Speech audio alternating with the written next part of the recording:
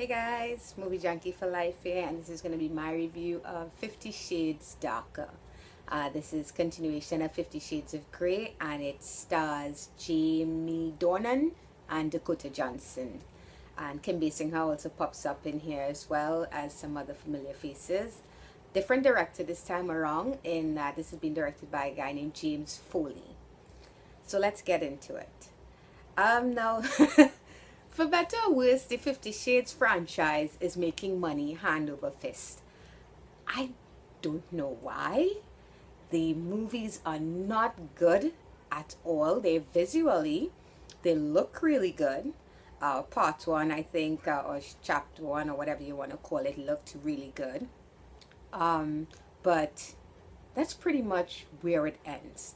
Now, I'm going to try to be as unbiased as possible, because I also read the books. I don't know why I torture myself like this, but the reality is I don't like to judge a thing without actually experiencing it. I hate when people say, oh, this is shit and that is shit, and you ask them, well, have you read it, or have you tried it, or seen it? And the answer is no, but that's what they heard, so that's the response.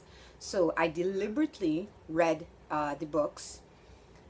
Oh boy, that's another topic for another time. So I deliberately read the books, and I try to read them before I see the movies, so that I have a very clear picture of what it is they pick and choose from these things.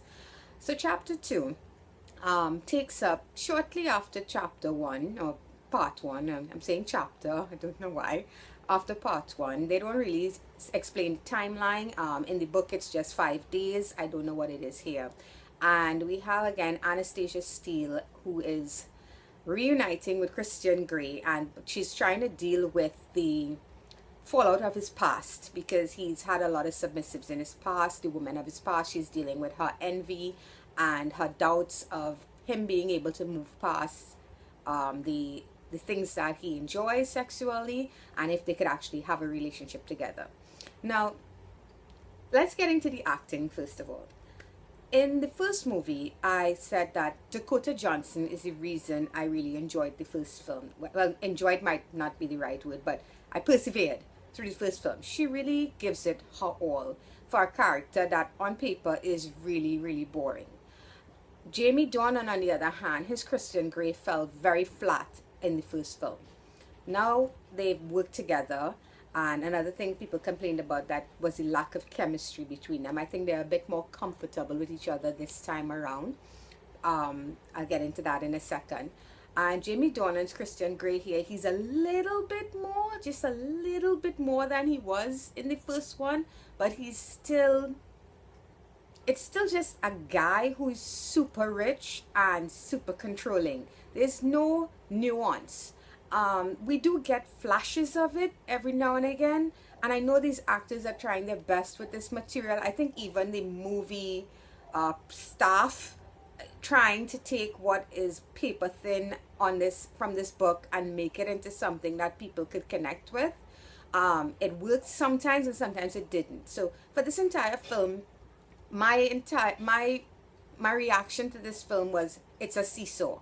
There are these moments where you feel the chemistry, like really, really strong chemistry between them. There are moments when the story gets good and you get into the past of these characters. They seem to be a bit more fleshed out than what we got before, and you start to get into it, and then it's pulled back from you. And we get the flat, monotone, one-dimensional acting, and you get this movie that feels like it would be better served as Cinemax After Dark or a Lifetime movie. It just gets boring, and it feels, for want of a better word, cheap. It doesn't feel like it's this big budget film that it's supposed to be, you know. So it's hard to blame the actors when you've read the book and you know the material is not good to begin with, you know. They do pick and choose, and I think some of the stuff they left out,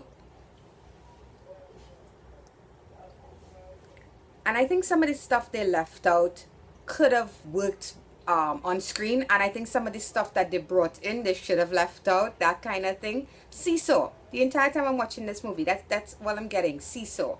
So overall, it's no different than the first movie, because where it gives you something good, like you may get, they have these beautiful visual shots that they do, overhead water shots and beautiful vistas and stuff like that. You'll get that, and then you will get nothing. So overall, it's the same thing. It's the same thing as the first one, and I'm gonna have to give it a score of 4 out of 10. This movie is, it's not a good movie. There are a couple moments of brilliance, and I don't think the people who even seen these movies, I don't think they realize it's not good movies, because a lot of people go and they see these movies with large groups of friends, you know, especially ladies, and it's all about woo and oh yeah, and that's hot. And you convince yourself that the movie is really good because you're watching it with your friends.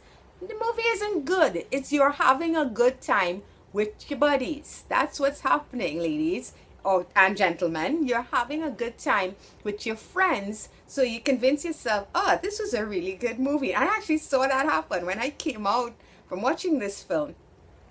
The ladies, a group of ladies who were actually sitting right next to me, they came out and they were like, that was so much better than the first one. No, it wasn't.